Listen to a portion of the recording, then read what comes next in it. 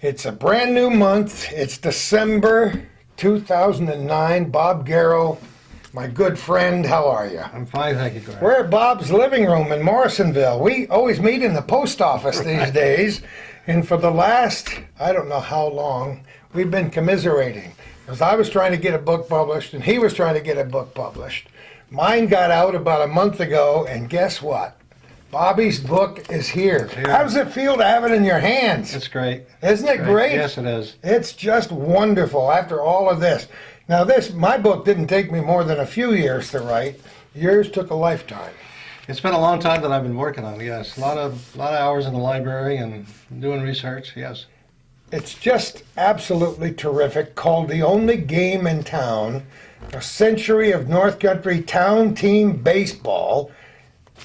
Now, you didn't start in 1860. Don't give me that stuff. 1860 to 1960. But Calvin and Bob Venn did at least two, right, Calvin? Shows about baseball in Lion Mountain. Just one in Lion Mountain, but we've talked about baseball on other occasions. You've sat in front of our cameras before on wearing different hats throughout the years. But this is important because it's something that you've lived from the time you were a pretty young guy. That's right. You were brought up not more than 7 or 8 miles from here. Yeah. Jericho? Jericho. Josh, you fit the battle of. My wife was born in a little house up in what used to be called Gale Meadows, the YMCA day camp. Right. And you were just up the road. That's right. Not too far.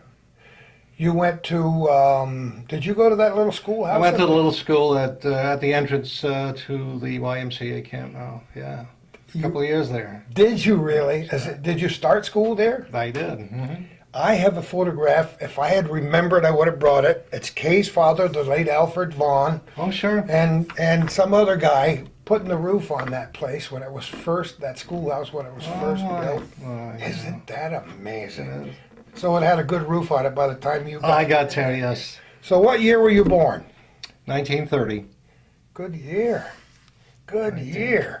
So you went to school up there. Then what happened after the first couple of years? Where'd you go to school? I went to, the Central School was established in Altona, so I went to Altona. Central School was established in Altona before many of the others in this area? It was 19... See, I was just trying to think. I think I was in 4th grade, 3rd or 4th grade. No I went kidding. to Altona, yes. Wow. Because my old Moira High School wasn't centralized with Brushton until after I left in 1955. See, all the schools centralized at different rates up here. So you went to the old Altona School. That's now a prison. Right. Isn't that amazing? And graduated from... And graduated in 1947, but I went back a year. It was one of those times when you could go back and play. Oh yes. And I increased my another year of eligibility. Another year of eligibility, and increased my marks, and certainly helped me when I went to college. I was more mature when I went to college. Otherwise, I would have been only 17 years old when I went to college, and so it gave me another year of growth. That's wonderful. So when did you start playing sports? How can you remember the first time you ever played baseball and basketball? Well, I mean, it all started in a very small community, like I said, in Jericho, and we had some older guys there that were good athletes. Probably I don't even remember his name. Was Everstrudel. Was a great athlete there. He was my neighbor. And then we had a lot of the older guys. Related to my wife's family. That's of right. Course, the And Trudeaus. so they were like the motivators for a lot of our, us younger kids. As we started out, we'd play baseball every day during the summer, and that was the only thing there was to do. And then there was a team formed in Jericho, and the guy by the name of Lajway, who had a milk truck. He delivered milk, and so we would get on the milk truck and play all those small communities around. Don't you love it? Yeah. Oh, I was great. like 12 years old at the time, so I kept score.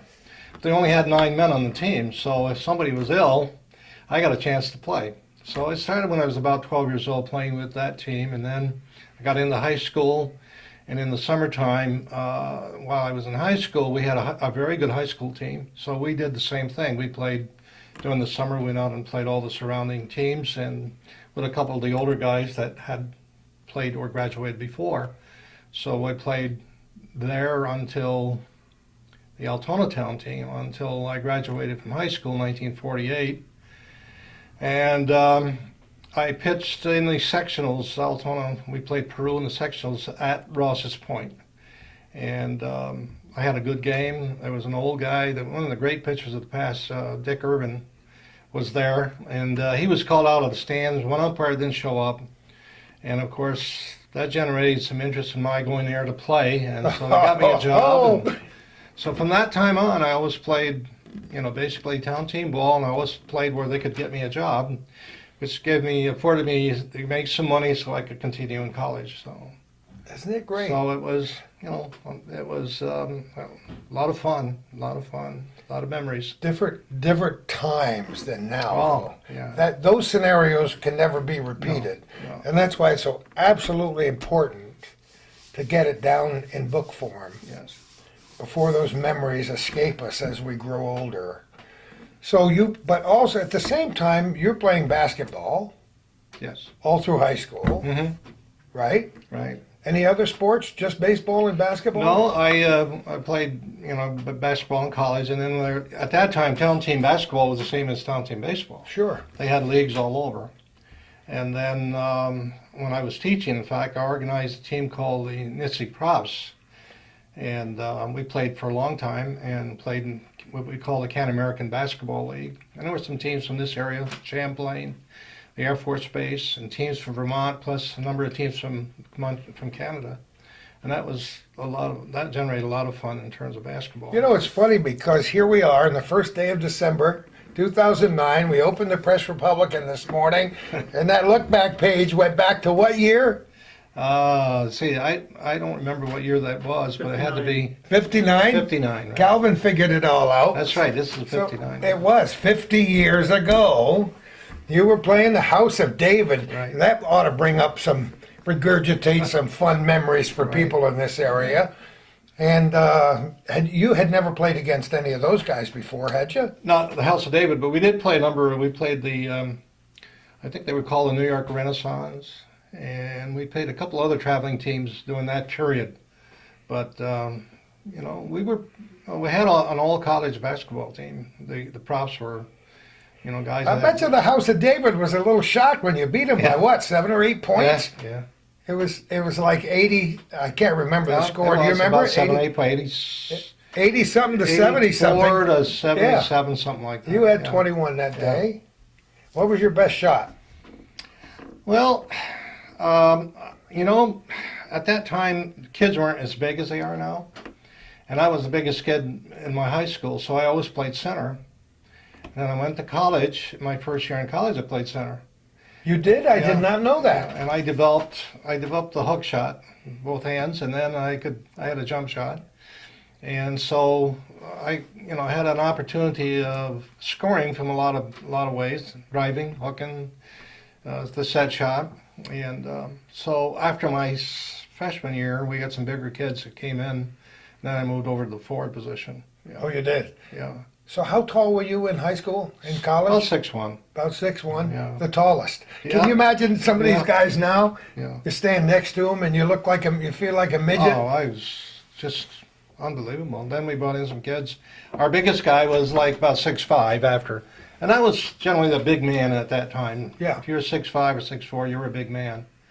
And we had some kids, some guys that transferred from Champlain College my sophomore year. They came over, and because Champlain College was going to close, and they were, at that time there was concern about it closing. So these guys wanted to finish their career, so they came over to Plattsburgh. So we picked up maybe 5 or 6 players from Champlain College that were good basketball players. You never actually moved away from here for any real length of time, did No, you? No. Talk about a home boy. Yeah, that's right. But you've dedicated everything you've done to this area. And it's a pretty good legacy that you're leaving around here, because you're like we are. We've decided this is our hometown. Right. Let's promote it. Let's work in it. Some people are watching this program. Lots of people who are watching this program locally know exactly who Bob Garrow is. Some people are watching this just by pure serendipity on the internet somewhere, Plattsburgh.com or HometownCableNetwork.com, who never heard of Bob Garrow or Galvin Castine or Gordy Little. So you're in for a real education. We spend a lot of time promoting this area because we think it's a darn good place to live and work. It's been good for you. It certainly has been good for me. You know, it's a great area, and people who you say, well, you've obtained this and that, but it all comes from support from people, starting with your parents and your teachers and then your friends, and you know, it's just been a very supportive area for me. And wouldn't be where I am now had not had the support I've had, you know, down through the years. I had a great high school coach and a great college coach, and wouldn't want most wonderful parents. We were poor, but they were so supportive and wanted to make sure that I got an education. Tell me about your high school and college coaches. I think that's an important thing to bring up. Well, my high school coach came from Massachusetts, and he just involved himself not only teaching basketball but teaching you about life. And I remember I lived a long ways from schools. There were times when we had practice, particularly on the weekend, when the buses weren't running. I would have to stay in Altona with friends, and I used to stay overnight with him. And we used to take the rule book out, and he would go over the rules. Yeah, what an idea! And he said, you know, there are times when you can win the game by knowing the rules. So he taught me not only the game, but he taught me rules, which for some reason or other transferred to my becoming a basketball official. Sure. And but he was a great motivator, and he just, you know, on what was his name? McNamara. McNamara's band, huh? He ended up going to Crown Point, and that's where he ended his career. But he was a good basketball player himself at the time. He went to Ithaca College, and his family. I don't know if you remember. Maybe you weren't around at that time. His wife was a skater and dancer, and they brought their children up as acrobats, and they went on all the national television shows. Come Remember on. that? No, I don't remember that at all. They were just tremendous. They were on all the national shows.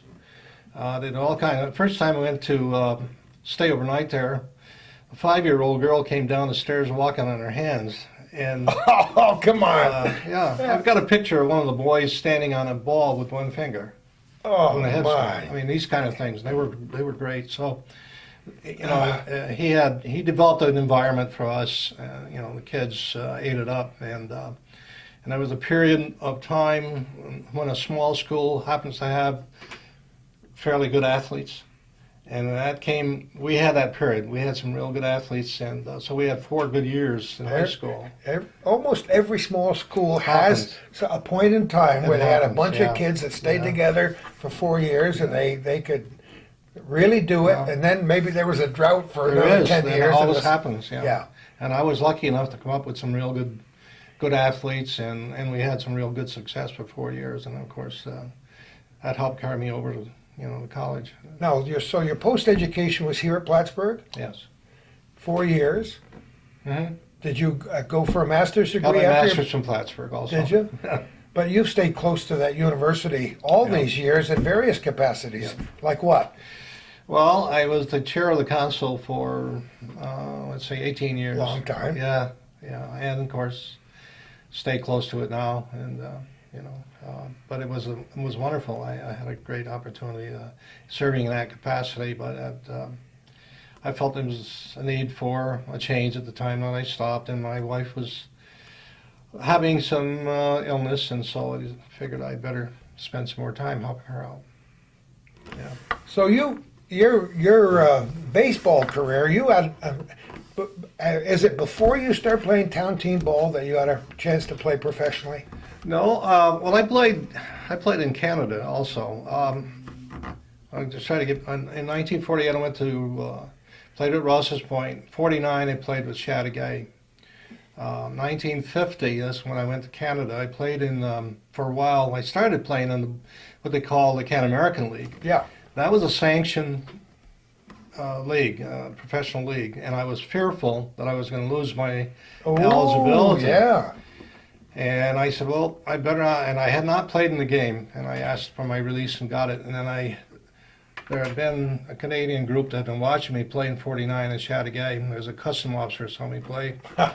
So they came after me, and I went to Malartic, Quebec to play in the Northwestern League. That's up in the gold mining areas. Oh, yeah. So I played there. The next year I played with the Plattsburgh, the Carlings, which was in the Northern League. In 52 I went with the Dodgers and played in Sheboygan and Hornell. Then I came back in 53, went to play in the Canadian Provincial League with Saint Eustache. But it was just, I had my wife and I had just she had just had a baby. And I couldn't afford to stay up there, not with the salaries they were giving us. I had to travel up one day a week. Big money. Yeah. So I had to travel up there once a week and then on weekends. And it just wasn't so. I had played basketball in Elizabethtown the year before, and so they asked me to go down and play, and they got me a job. So I went to Elizabethtown for 2 years and worked there. So, I mean, that's every year I played. What was Hornell like? How long did you play at Hornell? I played for.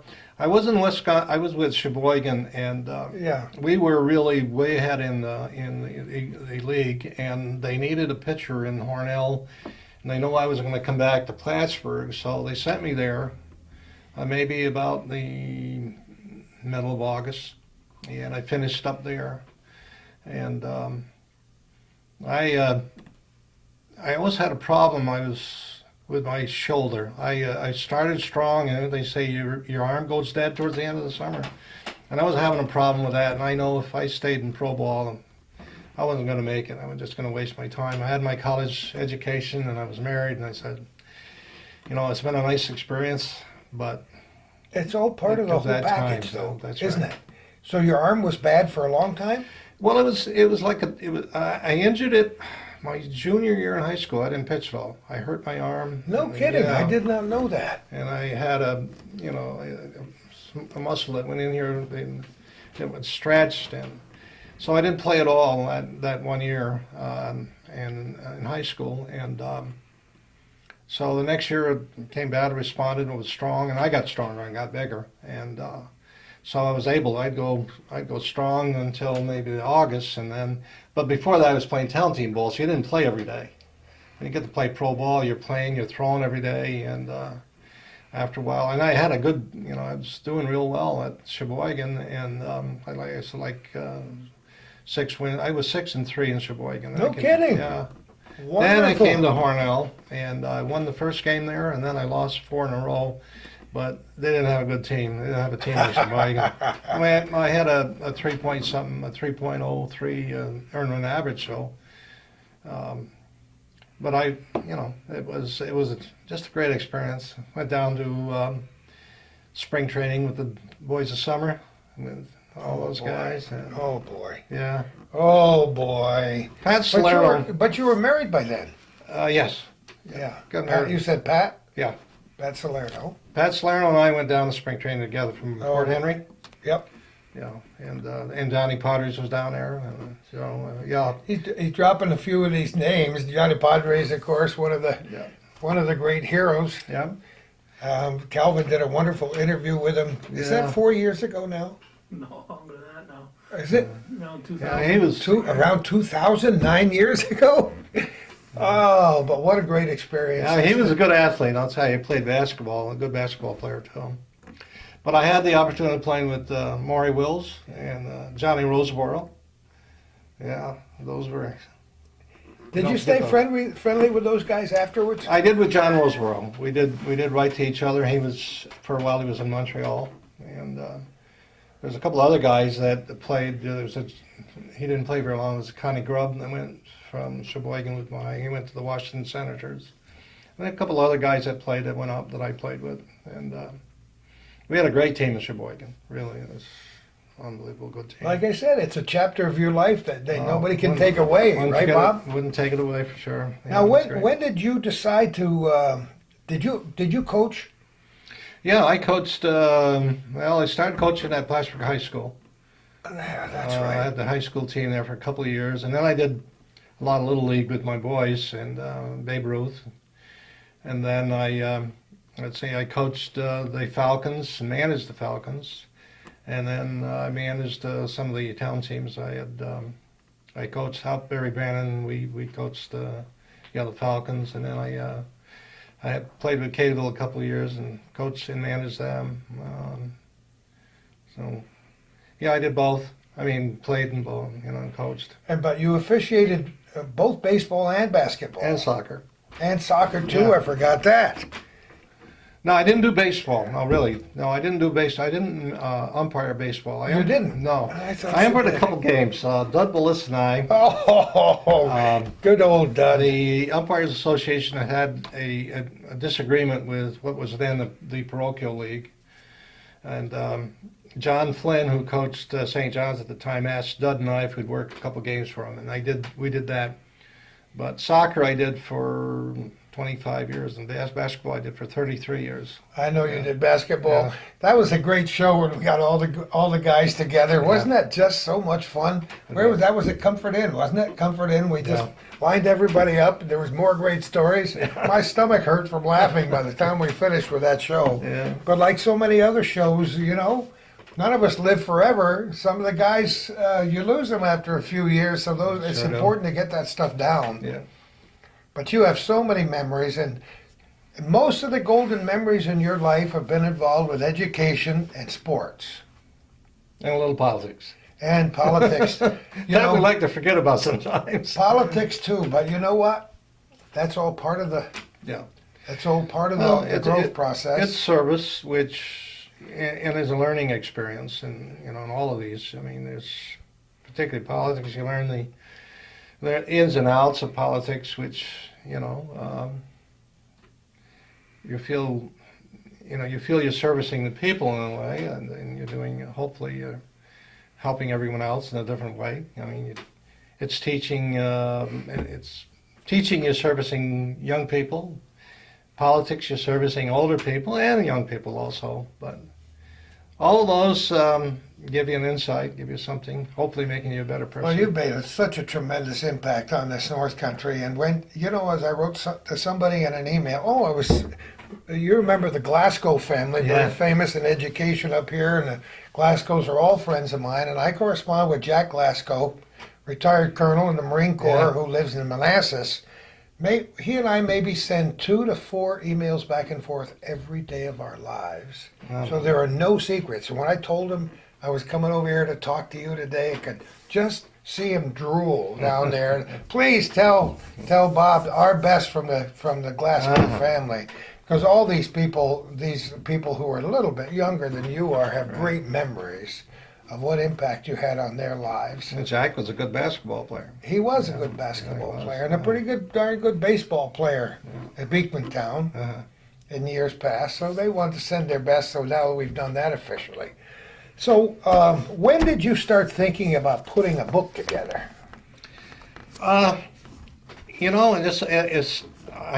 My daughter gave me a nice sweatshirt, and it said "Baseball Forever," and I don't at that point. No kidding. Yeah. You still got it? Yeah, well, no, she has it down at her house. Oh, she does? Yes, she does. But I know for some reason it struck me then. I said, it's amazing because it was such a part of early history in our area. I mean, what happened every week was there was a baseball game. Everybody closed shop and went to the baseball games, and they had their own local heroes, and the very early. It's amazing to read about the very early games because the equipment and the fields that they played. The guys didn't have gloves half of the time, and one of the most interesting stories talking about Jericho. My dad played on that. They called the Jericho Generals. No, I've never heard that name I in had my life never, before. I had never heard about it. No. And my dad had said, "Well, I play baseball," and he played baseball with Emmett Duquette, the old former sheriff. And I'm laughing because I knew Emmett Duquette, as we all knew Emmett Duquette. And Yeah. there was a story in the press that I picked up, and it said that Emmett Duquette had hit a line drive and got only 2 bases on it because he hit a cow. I thought you were going to say he stepped in a cow pump on the way around second base. And, He you know, hit a that cow. gives you an illustration of the early baseball, the fields and. We had them all around Morrisonville. We had them all around. Where I think the name bullpen came from.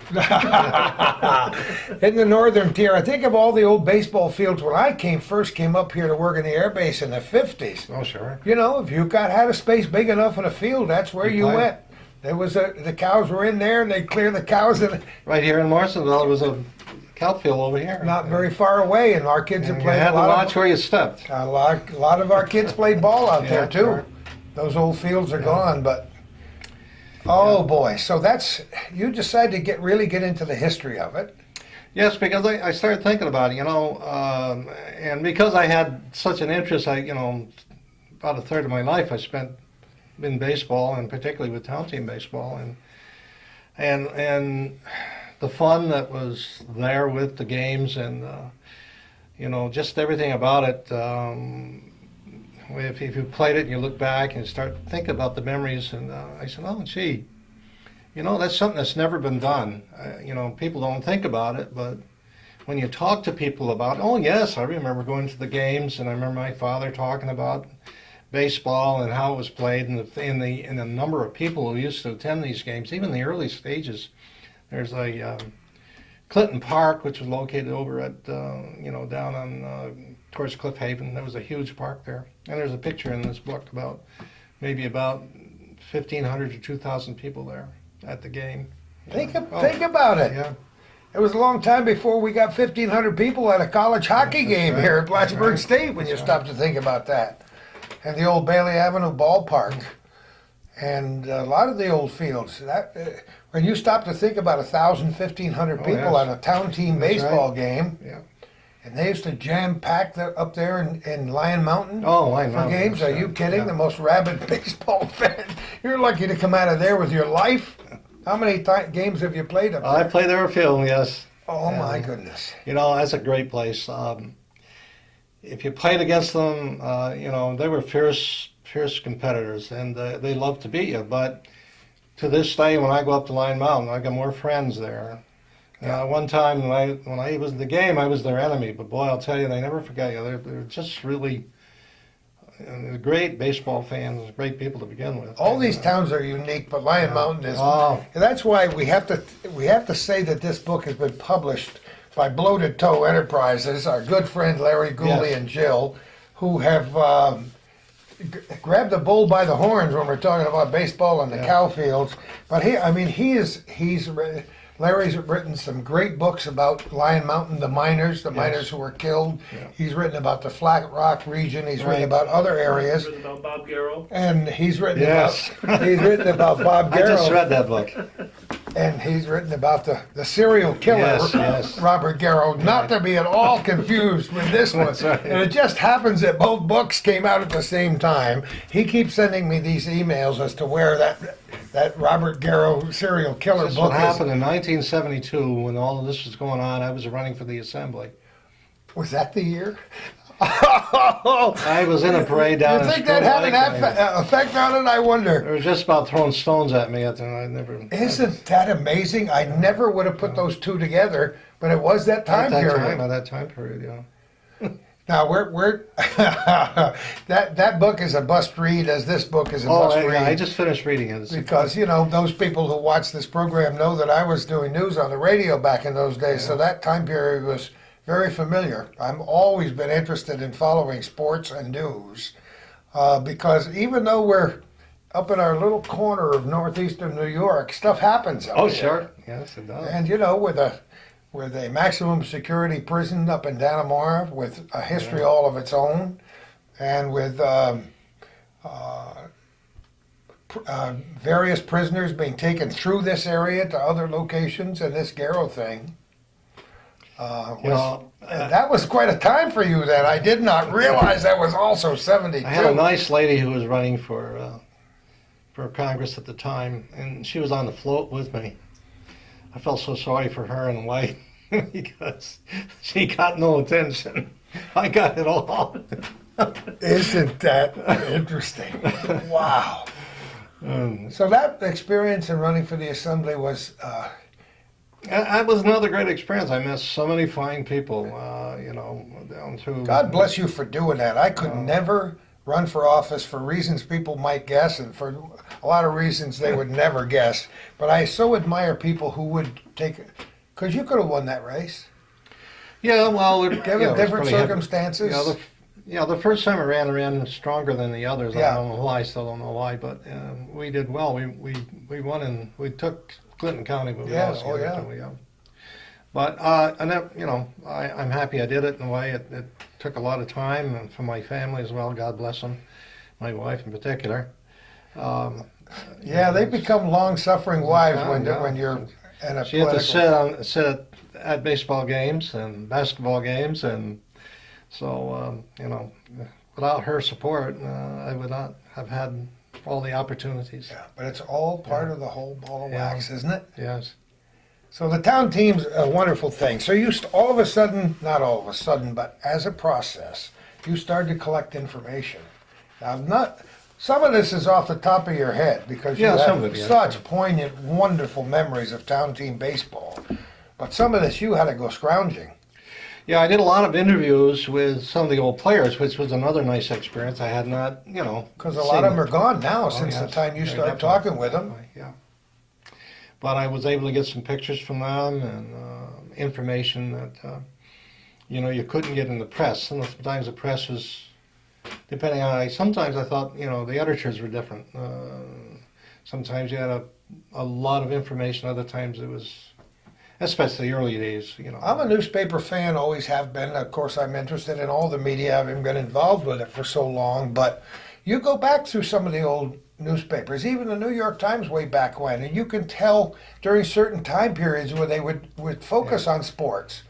I mean, in the old days, there wasn't really a sports page in the very olden days, so you had to really scrounge to get anything. Sometimes in the it was paper. under towns.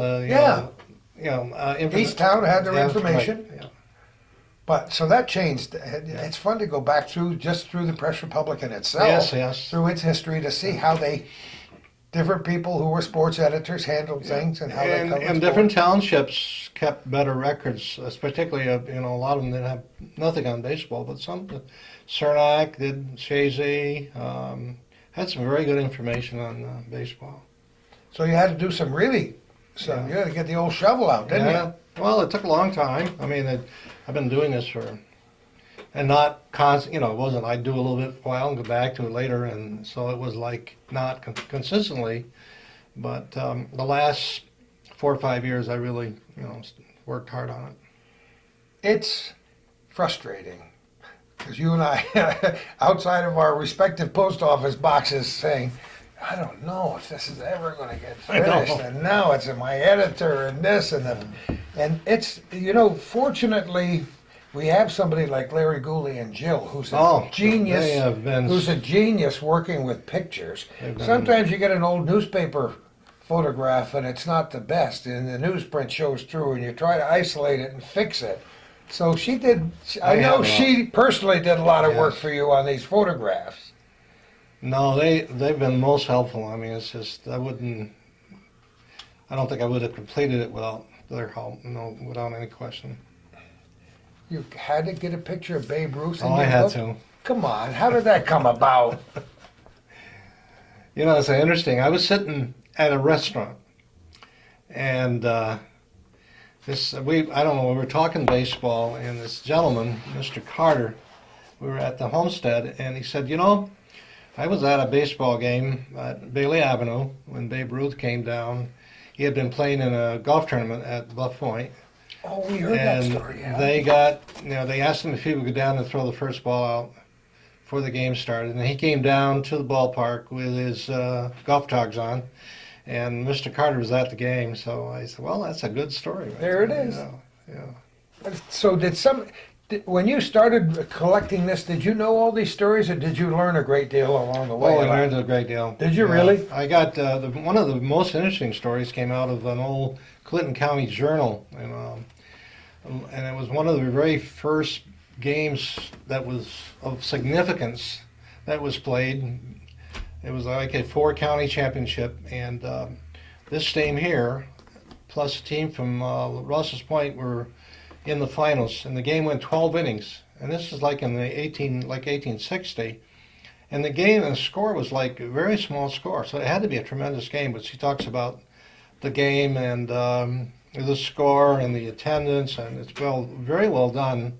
And so, every once in a while, there was so much that you could put into this that you had to be selective, and I tried to be selective, and I tried to give every township a little bit of a little bit of acknowledgement that with their teams and so on. So it took a long time just trying to say, I'm going to separate, I'm going to do this. What I did is the championships, I really took those. In other words, the teams that were in the Final Four, Oh, that sure. I took. Oh, yeah. And then I tried to pick out other games during the year that were of significance. Then you had to collect the information. Did you have to get approval to use any of the stuff, or did you? Yes. Did you? Yeah. That's interesting. And you did a lot of personal interviews. Yes. How many would you say? Well, let's see, I've got a listing of it in the back here. Oh, you do? Yeah. Come on, look at this. There's those are names, let's see. No, those are the player names, but we have that somewhere here. I have a large. Is that your picture? Wait a minute. Yeah. Wait a minute. Wait a minute. Wait a minute. Wait a minute. Look at this. Is this cool? What year was this? 52. That's when I was at Hornell. 1952. That's the one that was going to go on your baseball card, right? Yeah. Actually, they were nice. They made, they had these nice little, I lost mine. I had a little stand-up thing with the picture. Oh, really? Yeah. You lost it? It'd probably be worth $500 now. Oh my goodness, no kidding. Of course you've got a lot of stuff in here about you and all the, you've had all the player surnames in the back, all in alphabetical order. Larry did this. Isn't that amazing? Yeah. And if people are watching this who grew up in this area from the 40s and the 50s, 60s on through, they'll recognize so many of these names. Yeah, my son called me. I'd sent a copy to him, and he said, Dad, those are names that when he was a kid, even in the 50s and 60s, he remembers, They were, these people were icons. For an area this size, we had some great players. Why is that? Well, I've often thought about that because baseball was. Baseball even in the mid '50s when I started coming here, and then when I moved here in '61, baseball was still. It has a tradition, and I think I was trying to think. One of the things that happened here, and it wouldn't. As I worked on this, I was trying to figure it out. We always had a base here. And that's right, a military installation. They generated baseball. They had their teams here. Of course, there's a good factor right there. And then we had boxing too. Yes. Oh yeah. And then we had so many of the guys that went into the service that played service ball, and they came back. And then, of course, they were spread around. We had a lot of great service guys that went into service, great ball players that had a chance to play professional ball, and rather come back home and play here. Yeah, it's amazing the number of guys that had an opportunity. One in particular had a signed contract. Probably one of the best players in the area. One of the best players was George Kurz. I remember he had a signed contract with the Pirates. Do you see George very often? Oh yeah, he's such a good buddy, such a good friend. Yeah, if we brought him in here today, he'd feel right at home sitting with the three of us right here. What a good guy. The story is that his dad was really upset with him, but he said, "No, I want to come back and play here." And I had the opportunity of playing with him a lot, and just a great player. A finer human being you'll never see on the face of the earth. Wonderful guy, and there's so many of the guys I played with that we played against and played with. It's just right at home with all of these guys, especially when I met them, and we had we just interviewed them, and it was fun getting back to talking with a lot of them. But I'm amazed that an area as small as this, that we had so many I would say really good players, good strong players. It is amazing. Calvin and I have talked about this quite often, and we've interviewed a lot of the old timers. You know, you mentioned our buddy Doug Bullis, Yeah, who was a pretty darn good baseball player in his good heyday, athlete. and a great athlete. Great and athlete. his son, you know, played ball with our kids, and Oh, yeah. next generations come up down through the years. But why? You know, besides, I think the base was a big factor. Well, it did. And when you think back, but as I go through the history here, they participated in the leagues, and particularly had a long-standing league in the city of Plattsburgh.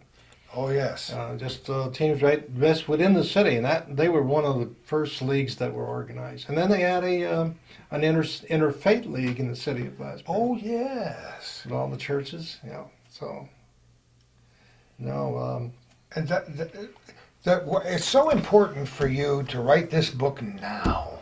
yeah. Because in 10 years, a lot of the old timers are not going to be around anymore. Who knows how many A ticks lot we've of them got, aren't even Bobby. going to be around to read that. But you know, and if you don't capture these moments now, it'll be too late. Because then some young person, Hans, is going to have to go and scrounge a lot more than you did to collect this material. This will be a reference guide for people, I'm sure, Well, I for a that's long time you know to come. the reason, and I actually meant to write it in that perspective that it was historical in nature, and you know it was a history of, rather than an essay or a story of. But a lot of it is your life Yeah. because you lived it. That's right. And it's important. It was important for us to lay the groundwork to know that. I mean, this is your home property up here. This is home base for Oh you. yes. Wherever you went, you always came back here, and you dedicated your life to this North Country. Right. And to capture this story, and you went back as far as you could go, right? Yeah, we went back Now, to the that's where it really- 1860s. Now there was scatterings of baseball maybe before that, but nothing of significance in the papers. You know, the 60s, 1860s. That's when you started getting, baseball. Talk about a little. There's several things that entered my mind. The first thing, when Calvin told me we're coming down here today, and I felt so badly because you need an operation on your hip and get it done, you'll be playing ball again. I'll be playing tennis, I hope. The first thing I was going to do was go in my closet and come over here and ask you if you ever played with a left-handed catcher, because I was a left-handed catcher, and I still got my left-handed catcher's mitt that I saved money for a long time to buy a good mitt way back when. I was Right. going to bring it to show people who never saw one. At one time, that wasn't unusual. I mean, there weren't a lot of left-handed catchers, but I mean, it did. I don't believe I've ever played against them, but I heard a number of times where there were once in a while you get a left-handed, and it's the same way you get a left-handed infielder once in a while, like the shortstop. Yeah. But it was unusual. It didn't happen. But hey, I don't know why. I don't know why it became an unusual thing, and I've never really thought about it. Because you're facing the field, and whether you're right or left-handed, you're still facing the field. And then, I used to hit a lot of batters trying to throw to second base, I'll tell you that. now, that could be a reason. You had a lot of, if you took an account of maybe, you'd probably always find more right-handed hitters Yeah, than oh, left-handed sure. hitters. Yeah. Not too many switch hitters, at No, least when I there played weren't, ball no. back in those days. We had, my high school team, 8 of the hitters, we had one right-handed hitter. The rest of the kids were left-handed. Come on, No, this is, you got to be kidding. no. We all That's the had oddest left-handed. thing I ever heard in my life. It was You would crazy. think it would be just the opposite. They always said we chopped trees up there that way. Isn't that amazing? No kidding. Now, were you a pretty good hitter in high school too? Yeah, I was always a pretty good hitter. Yeah, I'm not a long ball hitter. You don't have to. They call Just get on base, man. yeah, hit the ball, get some wood on the ball. That's what it was. I really not really hit for distance very often. No. The game has changed tremendously. So many things about the game. Little kids are playing with aluminum bats now. Can you imagine the first time when I ever saw one? I said, "You got to be kidding!" I don't like the sound of that thing at all. I could never hit with one. Just the idea of trying to swing a metal bat. Yeah. There's been a lot of noise on that, particularly concern for injuries. Yeah. high school. You know, there's a couple of organizations in the country trying to, you know, battle the big forces of manufacturers to do away with metal bats. But Now with so many strange pitches and so many people who hit in certain ways, I never saw so many broken bats Oh. as I saw in this past baseball season in my life. I'm a Yankees fan, and I know there's some of those guys are breaking 3 or 4 bats a game.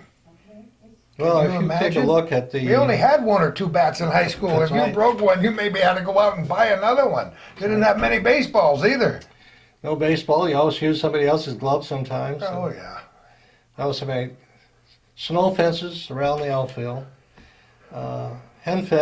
chicken wire fence for your backstop, Always. and old bags for the the bases that weren't usually tagged down. They were just loose. They put them back down, and no, those were the start of. They So- don't know. They don't know how to hold the bat anymore. They don't hold it right. They don't hold the You're, trademark isn't up, so you're hitting isn't with the it- grain instead of across the yeah, grain. that's what they always told us, didn't they? Yeah, it Always. breaks. Oh. It breaks if you hit with the grain instead of across the grain. And of course they're using different kinds of wood to make the Yeah. bats out of today. And the bats are more whippy. And in other words, a guy coming at 100 miles an hour at you, if you can get the bat around, you're going to hit it a long ways, or you're not going to miss it. I mean, I think the weights of the bats are light, and the Compared to some of the giant bats that we used to Oh, swing yeah, on. yeah. If you could have seen the bat I swung in high school, you wouldn't even pick a bat up like that today. But it's a whole, like I said, a whole different ball game. guys are throwing 100 miles an hour. Yeah. And gloves. Ah. You talked about gloves. A lot of the outfielders, even I'm sure you learned this and you knew it already.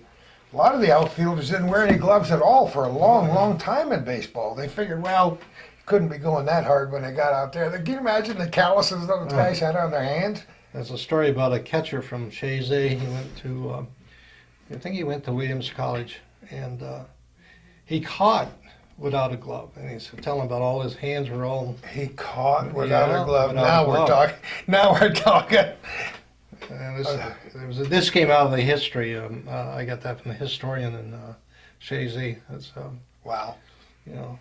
That's like in That's hockey. like That's the- like in hockey goalies without a mask. Oh yes. In the old days, remember? More scars than. Well, But oh my! We see enough injuries with catchers now. I watch Sure. catchers all the time, and broken thumbs and. well, I don't know about in those days. I mean, when they first started, I don't know what the speed of the ball would be, or even so, you had to. Well, balls were different, consistent. Yeah. They were made a little Sure. bit differently back in the Sure. early days. I'm sure in the early days. Probably didn't have the hardness. Yeah. I don't know, but it was interesting to see that. Well, that's fun. How many pitches did you have in high school? I mean, how many did you throw a curveball in high school?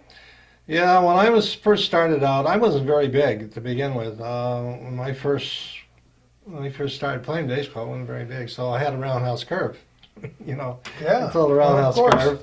And then the kids would back up, and I had a reasonably good fastball. But then I didn't really have a real good fastball until I got in high school. I mean, my senior year. Yeah. Then I found 'Cause you somebody. got stronger. Yeah, I'm stronger and bigger, and somebody taught me. I used to come 3/4 arm, and they taught me to come overhand. It made a real difference. Oh ho ho! Yeah, come over more. That's when you were. And then really, you came back and then your curveball was the same way, and you come over the top. So that made a difference in the delivery. Now there are pitches with words that we Oh, never heard of I 50 know. years ago. Isn't it amazing? Well, even when I played pro ball, there was very little any kind of a changeup except for a curveball. You didn't see the different pitches they have today. No way. It's I never amazing. tried. I never was taught. I wish they could have learned that. The only way you do is you change up on your arm. Yeah. People knew what you were going to throw every once in a while. If you just rather than give it you'd change up on the arm rather than the ball doing me out of your. Nobody was counting your pitches back in those days either, were they? Oh no, he's close to 100 pitches. We got to get him out of there. Isn't that amazing? Oh, I can't believe that. It bothers me to no end. Did you? I don't know if you wrote about it in your book because I haven't read it yet. But did you write any stories about pitchers that pitched more than one game in a day? No, not Because in this. some of they did in the Oh, sure. in the town teams and high school teams. You didn't have too many pitchers, and the guy had a good first game, so they put him in the second A game. couple occasions I've got Lynn Rock Oh yes, oh yeah. would pitch 2 games in succession. Yeah, and it just Think about it. You know, maybe 300 or 400 pitches in the course of a yeah. day.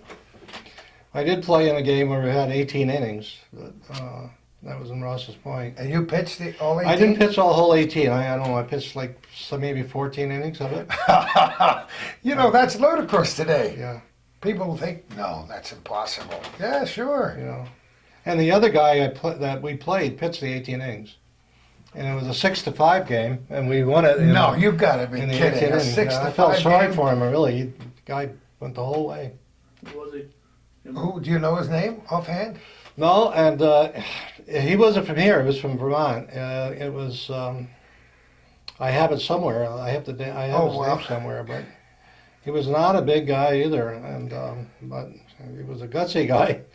And the whole 18 innings, and I felt, man, we beat him. And I felt bad for him in a way. You know, I'm glad we won, but I remember I went to the movies after in Ross's Point, and I got cramps in both legs, and I had to carry me out of Oh, the theater. That makes my legs perfect are sense, doesn't it? Yeah.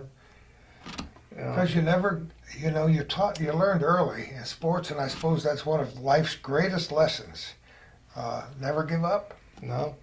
You know, and baseball's a most interesting And game. it's amazing because some of these games do go that long, and they just, it just seems, it's like watching, what was it, that 5-game overtime in basketball last year? You know, it just seemed that you can't, and that's the way it was that day. I mean, you'd come close every time, and something would happen, and both sides, and we just happened to get a man on second base that day on the 18th inning, and a guy by the name of Brooks hit the ball over the shortstop's head and came in. You know, we were talking about good young players, and there was a Colomb. His dad was a good pitcher from Champlain. I don't know if you remember that, but this was his son, I believe. And he was in high school after I was in high school. But he was a little guy. Maybe he was about 5'9" at the most, Duke. but he was stockily built. Duke. Probably was Duke. Lester Coulomb. Yeah, that was Lester, right. And that kid, I don't know why. I don't know why he didn't go on, or maybe he didn't go to college and nobody looked at him. But boy, I'll tell you, he was amazing because I remember he played, he was 16 years old, and his dad used to drive him up to, I played with Gabriel's in the summertime. And he pitched 2 no-hitters for Gabriel's that summer, and they played good teams. But I was always amazed at him. I mean, he just, I don't know if anybody ever saw him or whether he decided not to go. If he had gone to college or gone, he could have gone. I mean, he just had a great little pitcher. I always remember him. Yeah. Well, we have, you know, this North Country, since you talk about town team baseball that goes back 100 years. We produced a lot of guys who did play some pretty darn good ball after they left this area. And Johnny Padres isn't the only one. I mean, you know, you play good ball yourself, and if things had been different and your shoulder had been stronger, who knows what might have been happening. Oh, on the yeah, other we end had a for lot of kids Garrow. that went up. I mean, we have, and it was a stretch. When we had the Plattsburgh Falcons, we had a group of kids, and so we had Pete Cronin. Let's see, help that team. We had Pete Cronin, Barry Brannan's son. See who was we had a guy named Hendricks that went up. I mean, all signed pro contracts. Pete Cronin and trying to think. Lefty Tessier. He had a group of young players that all signed contracts and went up and and played. Bob Graham from Port Henry, Basil Curry from Ellenburg. Oh yeah. And those kids went up to Basil, and Basil Curry and Graham went to Double A. Pete Cronin went to. I think he had a little a stretch, but he probably spent some time in Triple A. Lefty Tessier went to Double A. Hadn't he not got hurt, I think he would probably gone I even think further you're up. right. He was like you were. He was just such an incredible was athlete. great He's athlete. in my ilk. Oh, I could never approach him with talent, but he played ball up here when I was playing ball in high school, and he was just amazing. What a basketball player too. He went to OLVA, I think, right? Yep. Oh yes, yeah. He played for John Flynn. And then you take Tommy Gawalowski. I mean, there's another kid. This kid was 16 years old, and the Yankees signed him, and he was an heir to Yogi. Had not there been a guy that they had signed. I'm trying to think of the Yankees had signed a bonus baby. Well, I'm trying to think of his name, and it was between he and Tommy were going to go up, and the guy, because he had gotten a big bonus, he went up before Tommy. Well, So- and people today think ball players they see what the big stars make today, but what they made back in the Oh, sure. 1950s. Just think of what Padres made. I mean, he Yeah. didn't make much money. I mean, he ended up probably making 50,000-60,000 a year, maybe. I'm not sure. I don't know. I'm not sure he I don't even even made think he was that. making that, Probably was I he? nothing. think his 20s was the highest. Yeah, Isn't that truly amazing? that's ridiculous. But you played ball all those years because you loved to play ball. Hey, I the mean, olden you- days, that's what you did, Eat, sleep, talk, think, baseball and basketball. Well, if you look at the major leagues and you look at the characters that played baseball at the time, they played because they loved it. And today it's become such a business that the players are not like they used to be, I mean, they go about in a very business way. I mean, the stories you used to read about some of the old players, I mean, they were characters. I mean, they loved to play, but they were also characters. If they'd been in this day and age, I mean, the media would run them right out of Both on and out of off the baseball, field. Oh, yes. Remember a character named Jimmy Pearsall? Yep. Oh, I mean, it's the guys like that, just running the bases backwards after hitting a home run and this kind Oh, of thing. God. 100th, wasn't it? Yeah. 100th homer. Oh, Yeah. 100th homer. Yep. Is it Jake Gibbs you're thinking of? Jay Gibbs. Yeah, Jay Gibbs, yeah. Oh, yes. Oh, sure. So this book was a long time in the making. Again, for those people who are just tuning in, we're talking with Bob Garrow, who is a legend in his own time. Writing a book about town team baseball called The Only Game in Town, Century of North Country Town Team Baseball from 1860 to 1960. We don't want people to believe that there's been no more baseball in the North Country after 1960, but that 100 years was a pretty good century, Yes. right? Yep, and it was it was a turning point for spectator interest. TV came along, youth baseball. I mean, more money, cars.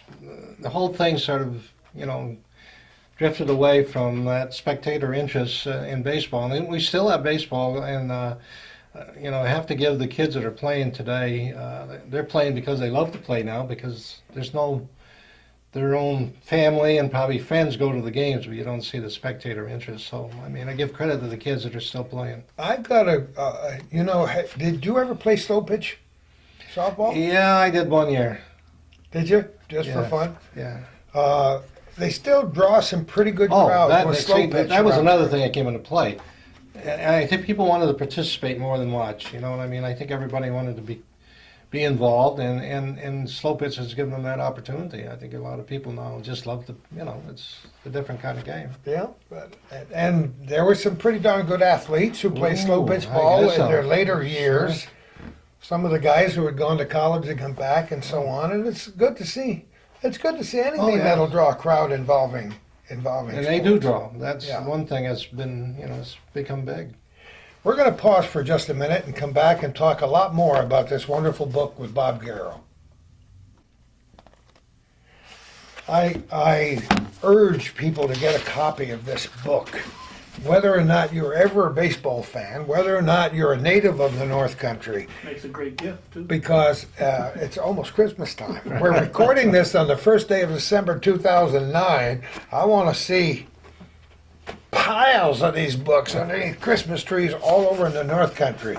Because like me, a lot of people have been waiting for this book. And these people knew you were the only guy who could do it, Bob. Well, Because of your long-term involvement, your great commitment to the North Country and to the game of baseball. Isn't it satisfying for you? Wasn't it when you first put your hand on it? Yeah, Did you it say, was. "Amen, thank you, Jesus. I finally got this book done." I just hope that people can enjoy it, and I know there's a lot more that could have been put into it, but you know, every day I could come up with something else, and I tried to confine it to at least giving everyone an opportunity of looking at it historically and the effect it had on the population of the North Country and the interests that it generated. And actually, it was not only a baseball game, but it was a social approach. Oh, social event. Yeah. Oh, absolutely, because they played on holidays. Right. 4th of July, big baseball day for various sporting activities around the North Country. There were baseball games at the town and the county fairs.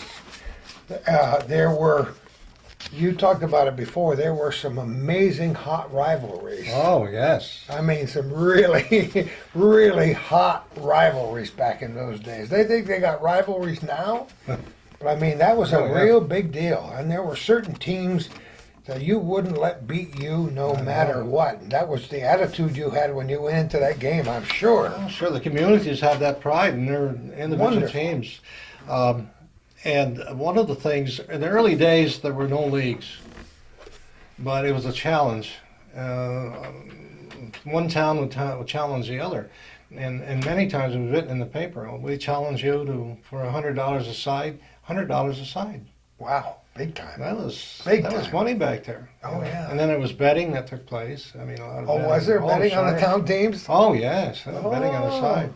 There was betting even when I played. No kidding. In some communities, I remember playing in a couple of towns, and there's a real competitive nature between 2 or 3 of those towns. And I remember walking out, and somebody putting a $5 or $10 bill in your hand after winning the game. Think about it. Yeah, Think yeah. about that. Remember Don Sprague told us about. Oh, Don Sprague. Well, he's your buddy. Yeah, Oh, my. sure. That's why it's so important for Calvin and me to capture these wonderful stories before they're gone. Sure. It's nice to read them in a book. It's nice to get them firsthand, if you can. So I bet this was just such great fun for you to go back and talk to guys you hadn't talked to in yeah, years. it was terrific. Yeah, guys. Did you actually go see them in their homes, or did they some come here? No, some or- I met. Some we would meet in a restaurant, and usually we'd go down to one of the restaurants and sit and talk. And then others, I did a lot of from the guys from Essex County. I did over the phone, basically. Did you record these things or take notes, or how did you do it? Both ways? No, I took notes, and then of course I did an interview with a couple of them. I did an interview with Mr. Bingle, Walt Bingle. Yeah. He was one of the oldest Oh yeah, living. He just died recently. Porky, Living yeah. players. Yep, Porky. Porky. Yep. Did an interview with him and went up to his house and then I did an interview with Pete Keenan. Both of those were they were umpires, and so I wanted to involve the umpires, some information about the umpires. So I interviewed Pete. Pete was basically on umpiring with Walt Bingo. He was a player, and he was actually started the umpires association. So I wanted to involve the umpiring, to some extent, which is very important as years went on, because it was very interesting in the early days. When I read, if 2 teams are playing, and they would pull somebody out of the stands. But in other times, they would take an individual, and usually a very highly respected individual in the community, and they would get them out, and balls and strikes weren't called behind the plate. They were called from third base or first base side. That's a good point. Yeah. Yeah, and then Think about it. there was another rule. If there was a foul ball and it bounced once and you caught it, it was an out. I had forgotten that completely. Oh my gosh, come on. Yeah. Isn't that And they changed amazing? that along the way. Infield fly rule? Right. That was kicked. That came along, but I wasn't there at the beginning. Yeah, no. That's a law that came, or a rule that came along later. But I had a fascinating thing. I was I was just starting out, maybe playing town team ball. I was in high school, and I went up to Shazy Lake to play against this great pitcher named Martin. He was probably one of the greatest pitchers ever in the area. He was a guy that could have easily gone up, and I guess his parents didn't want him to go. But anyway, throughout the baseball history, one of the greatest pitchers. Well, anyway, he was at the end. I don't know how old he was, but he was old at the time, and I was young. And then they pulled this guy out of the stands who I knew, and called the balls and strikes behind me. And I laughed because he had a chew tobacco on me. And it was like out in here. And he would say, "Ball one," and then he would spit. You know, and then, strike one, and he would spit. I mean, it was hilarious. Oh, isn't that a riot? Well, the things that happened. You never had probably more than one umpire. Usually in those days, if you're lucky to get one. And that's why he stood behind the plate, so he called the plays on bases and he called everything. You know, very seldom you get two guys in those days. If you get one, you were lucky. Think about that. You know, people are used to watching professional baseball on television today with Sure. you know, now the instant replays and the whole thing. Can you imagine instant replays when you played ball, Oh. trying to figure out whether, you know, you got the coaches together, you got the team captains together, you got the referee together to decide what the ground rules were before you played a game, depending on what wall you had Managers over of the here, or game. what chicken wire you had over Sure. here, what snow fence you had out here, right? Yeah, that's right. You had to know where the foul line was, and there were arguments. And there were a lot of obstacles, believe me. Oh baby, Yeah. You know, there was, let's see, I was just trying to think of something else that came to mind here a moment ago. yeah, isn't it? Don't you hate it when? Oh, I know what I was going to say. The guy who went out there, you know, he was opening himself up for, if he didn't make the right calls. Oh, are you kidding? It's bad enough today.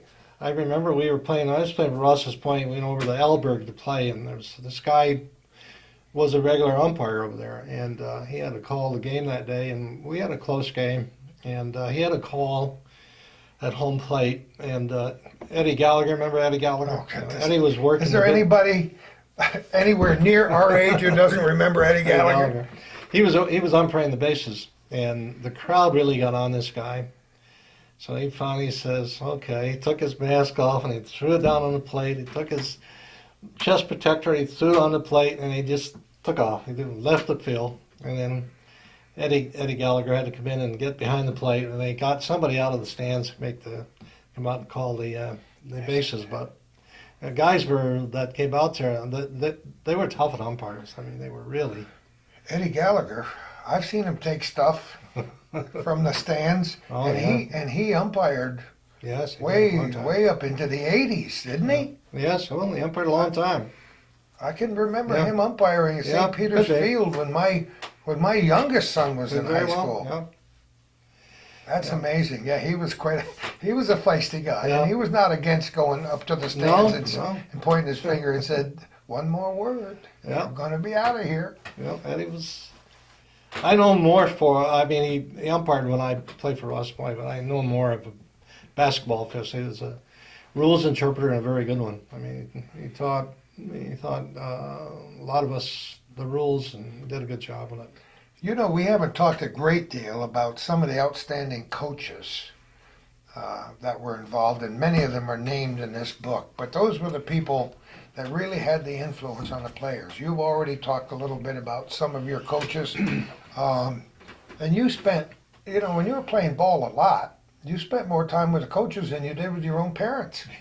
Yes, he did. Right? Think about it. Sure. So that's where the word mentor really takes on a new meaning. And you know, you wonder today as you go to some of the Little League games and other games, how seriously these young coaches take whether they understand the profundity and the depths of their responsibility in working with kids, right? That's very true. Very true. You know, it's when you can get someone who understands the whole reasoning. I mean, you're not there. Yes, you want to win, but you want to teach, and you want to know how to win and how to lose. But then you have another aspect, and that's the parents, who are most difficult today. And they always have been. I mean, they're very hard, but especially with little kids. That little league syndrome. Yeah, I watched it happen with every one of my kids that played ball. It's a touchy kind of thing, and unless it's hard to find, and you can't blame them. You have to give the person credit for doing it, but then you have to consider how well he handles the children and what his whole aim is, and it's hard for people to realize that they want to win, and it's hard to see in perspective the whole picture, and that's true. Going back to the coaches that I think every school has had some great coaches who I'm sure all of us can look back and say that guy or that woman had an effect on our lives. Oh, sure. And I think of some of the coaches that we've had in the past that were longtime coaches. They were people. Today, it's hard to find someone who's come in and devote their full life to coaching. I think we have those, but I think that guys used to fight to coach. Yeah. You don't see that today. I mean, it's very seldom.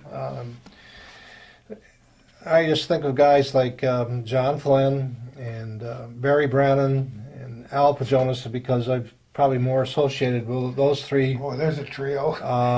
Unbelievable. And I can think of some of the others that are in the county. I was just thinking of one of the coaches at Champlain.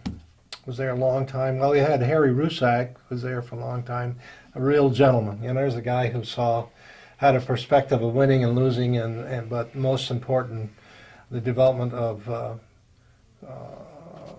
habits for kids and the development of kids themselves. But there were guys like that were in the school districts all their lives. I mean, they didn't move; they stayed and they coached all their lives, and they had an impact on so many kids. And that.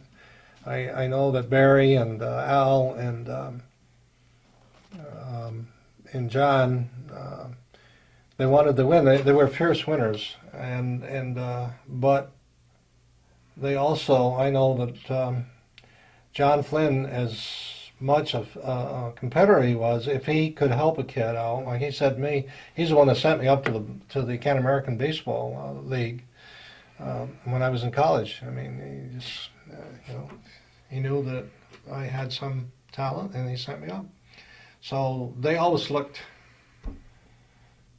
not always only their own kids. If they saw a kid that had ability, I think they were there to help them. And then, of course, I know Barry, when he developed the Falcon team, that was a lot of time on his part and developing that whole team and organizing it, and meant so much for those kids that played in that league because they played against some excellent ball players in the Canadian League. I mean, those were all guys that had played professional ball, most of them. And so that the experience these kids had against those, I mean, just great for them. So, scouts that drew the scouts in to watch them play, and a lot of them were signed because of that.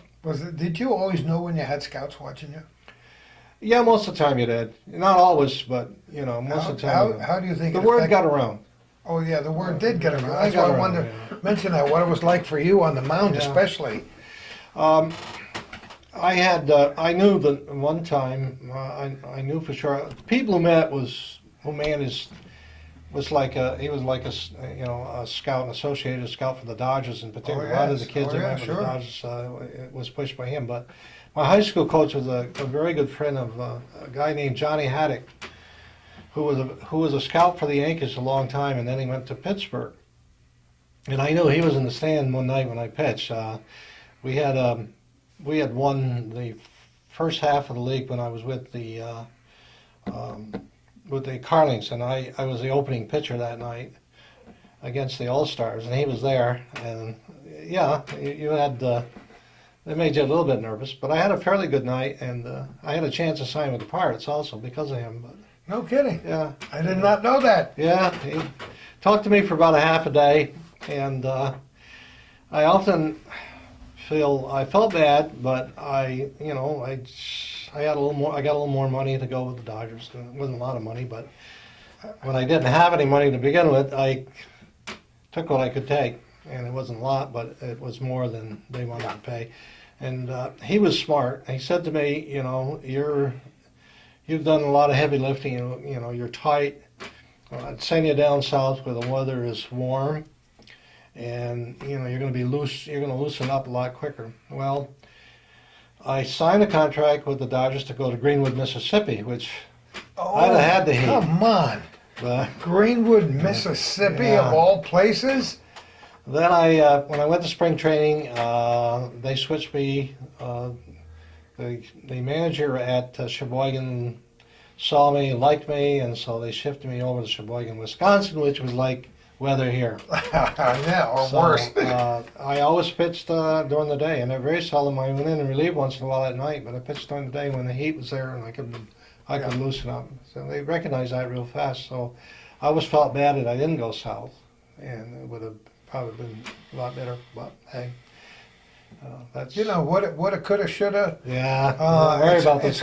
It would be hard to know, but I'm sure you transpose yourself and your talent as a young man into today's baseball world and ask yourself, what would have happened if I was just coming up now? Is that an interesting thought, really? Because the people of your ilk, Bob, and your age, and we've mentioned many of their names here already tonight, were not just local kids who were pretty good ball players. You guys were great ball players. And how often do you hear, is Jeter the best shortstop of all time? How would these guys compare if they were around today? Mm-hmm. My feeling is, and it's not just because I like your generation, but it's because I lived through that time period and watched older guys like you playing ball, and I know that you could compete in today's world. Because first of all, you'd learn in a different way. Yeah. You'd learn you'd have 5 pitches instead of 2 or 2.5 these days. You'd have help with your shoulder, so you wouldn't have to go through that. If you had a bad elbow, you'd have the old Tommy John, right? That's right. So you could put bodies back. It's amazing how they put these bodies back together. Unbelievable. After big, Yeah. huge, surgery. Guys come back after serious Yeah, hip sure. surgery. A-Rod, I mean, Oh, sure. these people come back and play a few months later. So are you still a huge baseball fan? Do you watch baseball? Oh, yes, definitely. Big Dodgers fan, or? Well, I don't get to see the Dodgers very often. I was a Yankee fan when I was in high school. I'm still a Yankee fan. All right. Yeah. Yeah, you get to be a fan. Calvin and I talk about it all the time, and you complain when they win, complain when they lose. Oh, yes. It's a different, you have to admit though, it's a different, the game is coached completely differently than it was, especially when you played town team ball. Oh, sure. You had to make a lot of your own decisions on the mound. Right. You didn't have a manager telling you what pitch to throw. No, it's You're controlled. lucky if you had a catcher telling you what pitch to throw, right? It's controlled.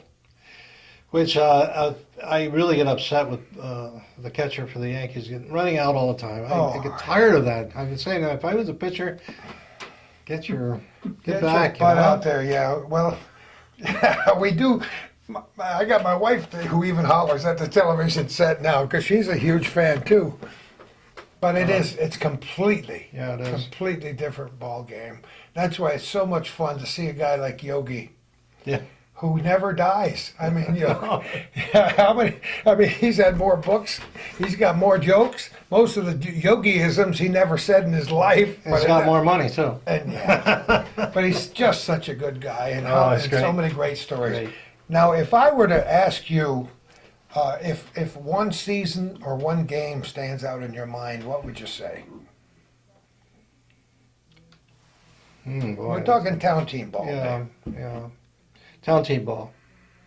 One season better than the rest for one reason or another. You won more They're games. hard- That's or- hard to. That's hard.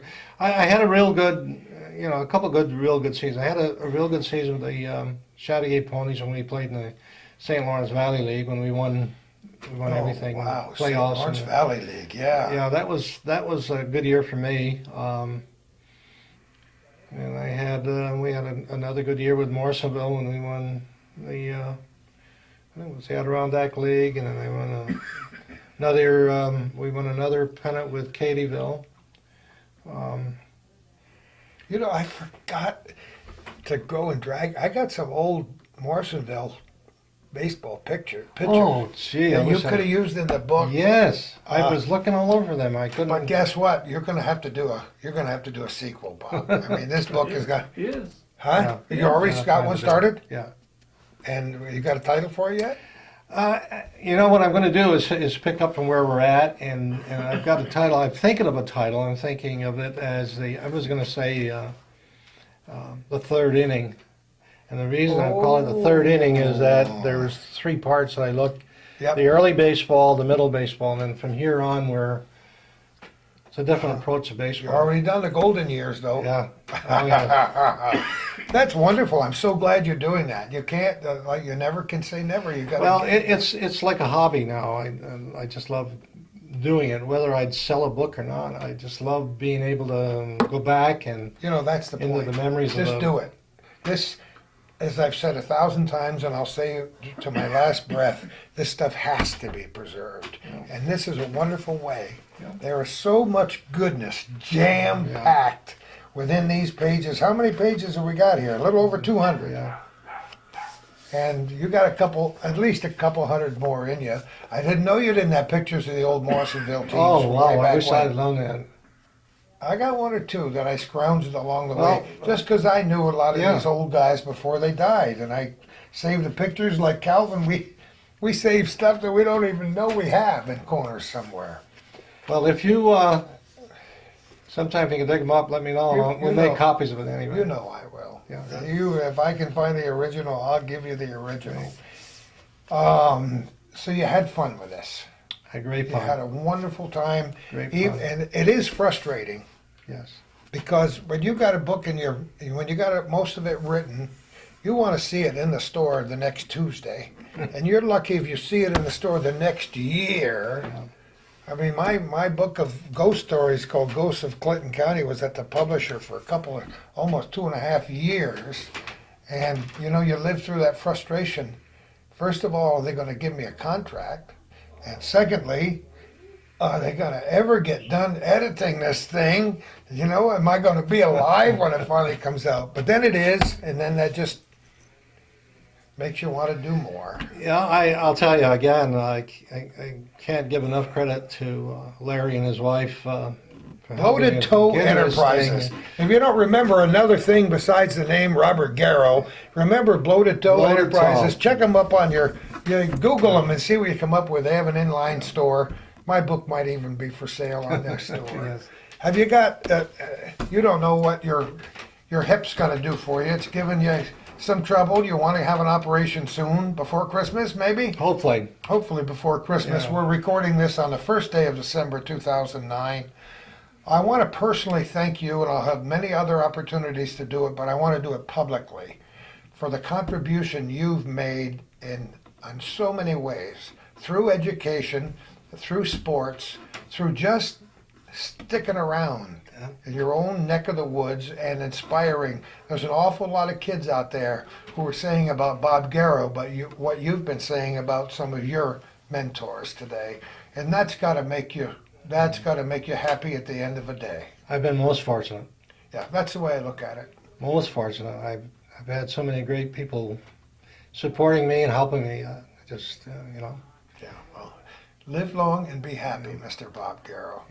We shake You hands guys, at both ends. It won't be the last really time. thank both of you. You know, very much for fun. Calvin and me, this is You guys are doing it. this is about as good as it gets. We've looked forward to this day Yeah, well- for a long, long time, and we'll do it again when the next one comes do a out. great job for the people in the North Country. Those are nice programs to watch and learn from, and you know. You're very kind. You're a wonderful guy, and you're an inspiration for all of us. Well, thank you, Garrow. Thank you all for watching this program called Our Little Corner, for making suggestions about where you'd like to have us go next, for making your monetary contributions or contributing to this program in any way.